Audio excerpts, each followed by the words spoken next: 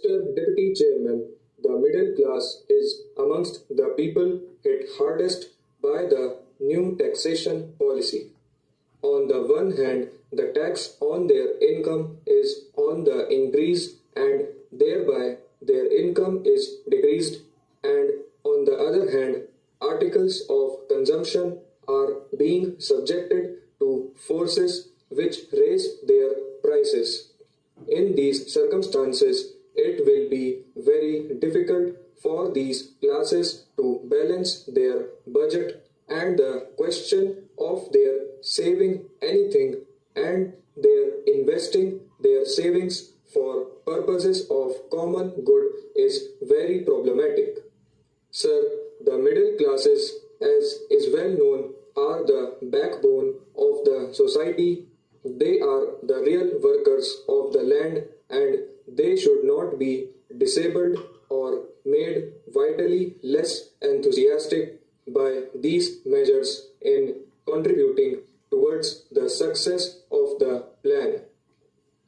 The indirect taxes have really got an inflationary tendency.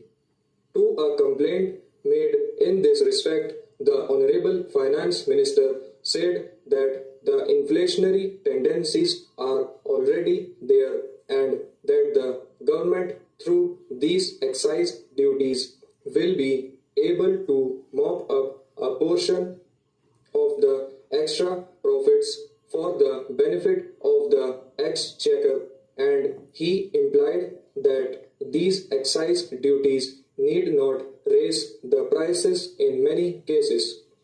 The inflationary tendencies are due to the play of market forces, and the prices will go up to a maximum that can be borne by the consumer. Sir, he seems to have a very tender heart for the inflationary tendency, but I do not know whether the inflationary tendencies has got any compunction or consideration for the ability or the inability of the consumer to bear the prices that those tendencies may put up. In certain other cases, he admits that the excise duties do raise the prices, and in such cases, excise duties are designed to restrain consumption, either to bring about internal investment or to increase exports.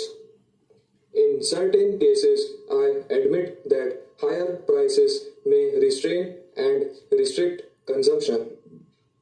For example, if the price of sugar is raised, people may consume less sugar. That is a known fact, but it does not stop there. In such cases, human nature must be taken into consideration. It is a matter of common knowledge that if sugar is beyond the reach of the people, they do not stop there. They take to other alternative articles. They go in for gur or such other things, and therefore no saving affected thereby. Sir, then take the private sector. Increase targets have been set up in the 10th 5-year plan for this sector, and they have to fulfill those targets in the vital interests of the country, because the development in the private sector forms a vital part of the economy of the country as a whole. But the question is, under the recent proposals of taxation and the conditions that will be created by giving effect to those proposals, how is this sector to find its resources for realism, the increased targets that have been set for it? Everyone, the common man, the middle class person, and the upper class man, has to bear heavier burdens under the new taxation policy. The government want to mop up extra profits. They are increasing taxes on income and they cut even into the corpus of the capital through such taxes as those on wealth and expenditure, thereby reducing the wealth already formed through the savings of the people. Under the circumstances, one wonders how the private sector is to find its resources for enabling it to realize the targets set before them. I do not know whether the finance minister has said anything explicit or clear on this matter. If the targets of the private sector are not fulfilled, that will create a grievous gap in the development of the country. What I think is we must frame our plan mainly basing it on our internal resources and work that plan.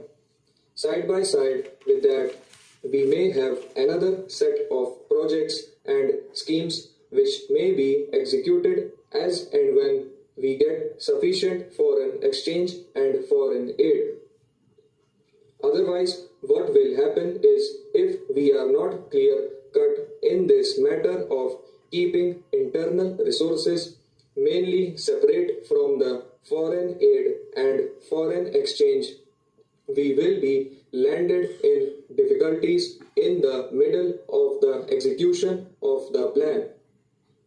Then it will be very difficult for the country to get back from the midstream. Then if we set about to find foreign aid and exchange, the position of the country will have to be compromised in many directions, and that is not good for the country. Now, I want to deal with one or two concrete points which may bring in a sizable amount of foreign exchange to the country. One point is with regard to the export of raw goat skins. An export duty on the export of this article may be levied beneficially to the industry as well as to the country as a whole.